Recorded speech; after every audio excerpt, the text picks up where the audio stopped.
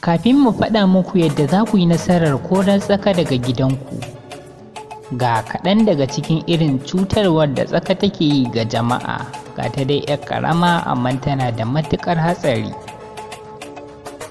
Na ɗaya, idan aka bar gari a buɗe sai ta shiga ta yi birgima a cikin garin, sai mutum ya kamu da cutar kuturta ko kuma wasu muggan ƙuraje idan ya yi amfani da wannan gari.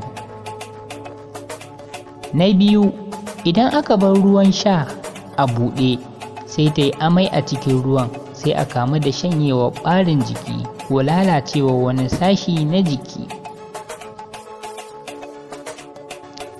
Na uku, idan mutum ya kwanta bacci bai yi addu'a ba, ma'ana azzakar tana yin busa a cikin idon mutum sai ya makance. Na huɗu, kwanakin baya mun samu labarin matar da ta dafa shayi da tsaka a cikin ruwan butar shayin, mijinta da 'ya'yanta suka sha duk suka mutu. Na biyar, idan tsaka ta girma ta riƙa tana haddasa gobara a gida, misali irin yawan gobarar da take faruwa yanzu haka a Gombe da Bauchi da Sokoto da ma sauran wurare, don tana tare da mugayen aljannu. Dama manzon Allah sallallahu alaihi wasallam ya ce mana ita ce ta yi busa a cikin wutar da aka jefa annabi Ibrahim alaihi salam.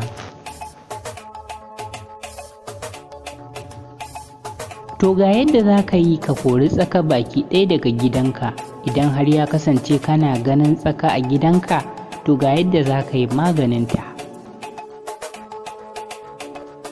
Abin ba wuya, ka samo tafarnuwa da gishiri, sai ka ɓare tafarnuwar ka shafa mata gishiri, sannan sai ka jajjefa ta a duk inda kake ganin tsaka da ma duk wasu ɓangarori na cikin gidanka.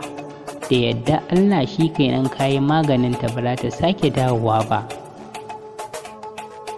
Ya kai ɗan uwa mai albarka, yi jihadi ta hanyar yaɗa wannan saƙon bidiyo ga 'yan uwa da abokan arziki domin su ma su amfana.